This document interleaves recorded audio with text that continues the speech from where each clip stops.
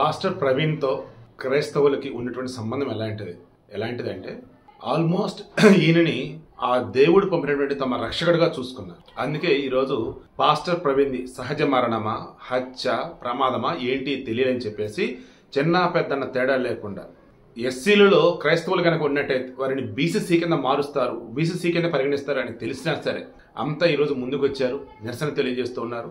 ఆయన యొక్క మరణానికి కారణం ఏంటి తెలుసుకొని చెప్పేసి అంటారు. నేను క్రాస్ చెక్ చేశాను. నేను అప్పుడు నాకు తెలిసింది ఈయన ఇంత మంచివాడా.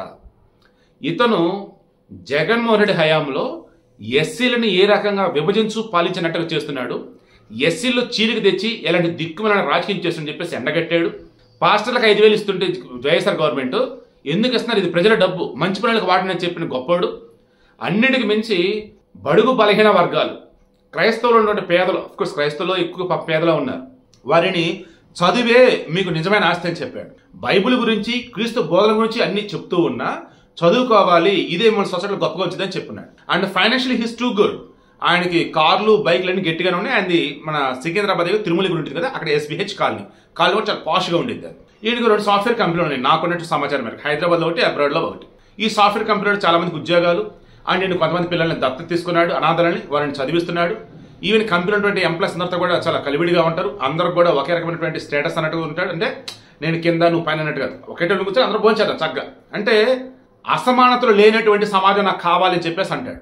క్రైస్తవానికి సంబంధించి, క్రీస్తు బోధనకు సంబంధించి ఆయన ఏం చెప్పాడంటే బోధిస్తూనే, సమాజ సేవ చేస్తూనే, క్రైస్తవులందరూ కూడా చదువు విలువ చెబుతూనే, సమాజంలో మనం ఎవరి కింద కూడా ఉండొద్దు, మనం కలవ నిలబడి ఎదగాలని చెప్పేసి అవేర్నెస్ క్రియేట్ చేశాడు. దానివల్లనే ఈరోజు మీరు పాస్టర్ ప్రవీణ్కి సంబంధించి ఆయన ఆత్మ శాంతించాలి, ఆయన కుటుంబానికి న్యాయం జరగని ఎవరైతే ముందుకు వచ్చారో ఎక్కువ చదువుకున్న వాళ్ళు ఉన్నారు చూడండి. మిగతా పాస్టర్ దగ్గర ఉండే బ్యాచ్ వేరు. మళ్ళీ ఇతని విషయంలో వచ్చేసి ఎక్కువ చదువుకున్న వాళ్ళు అట్రాక్ట్ అయ్యారు. కారణం ఏంటంటే అతను చదువు యొక్క గొప్పతనాన్ని చెప్పాడు అండ్ అతను మంచి చేసి చూపించాడు కాబట్టి ఇది అతని యొక్క మంచితనం.